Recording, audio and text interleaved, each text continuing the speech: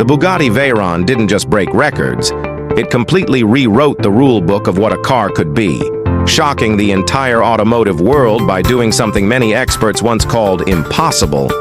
And by the end of this video, you'll discover the one hidden truth about this hypercar that almost caused its own downfall.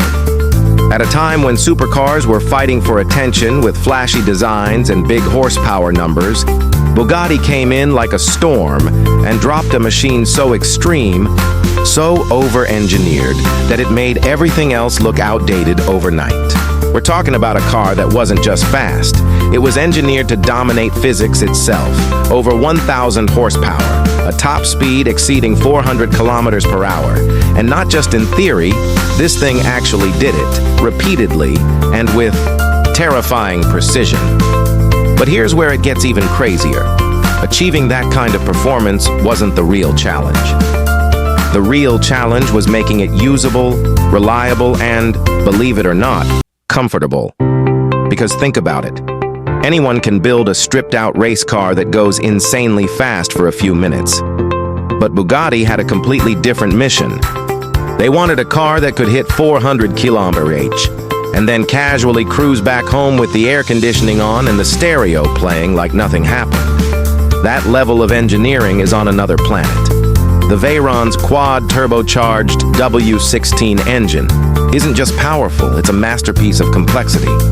16 cylinders, 4 turbochargers, and a cooling system so advanced it needed multiple radiators just to stop the whole thing from melting itself into scrap metal.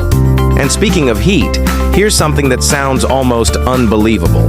At top speed, the Veyron burns through fuel so fast that its tank would be empty in around 12 minutes.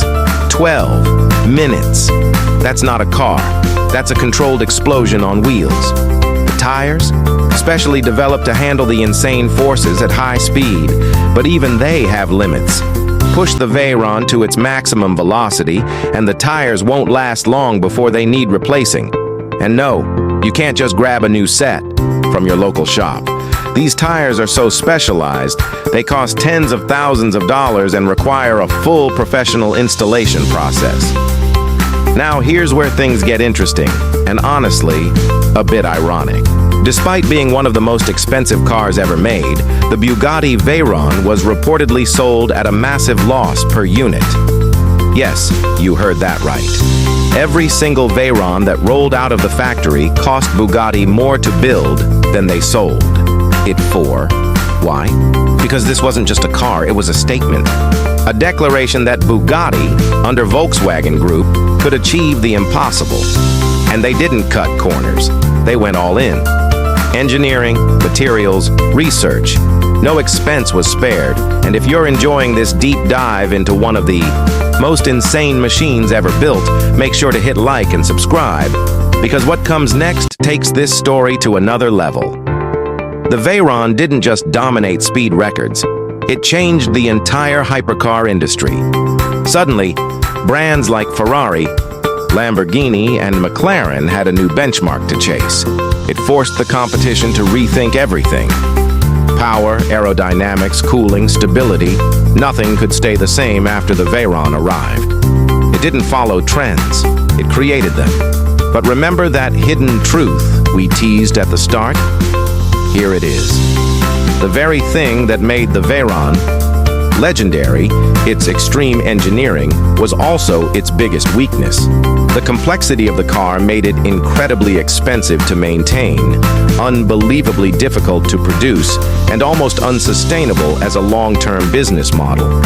This wasn't a car you could easily improve or iterate on. It was already pushed to the absolute edge of what was possible at the time.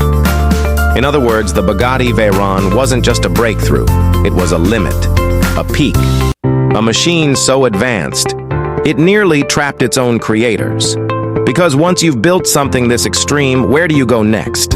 How do you top a car that already redefined speed, luxury, and engineering all at once? And that's exactly why the Veyron isn't just remembered as a hypercar, it's remembered as a turning point. A moment in automotive history where ambition collided with reality, and somehow, against all odds, won.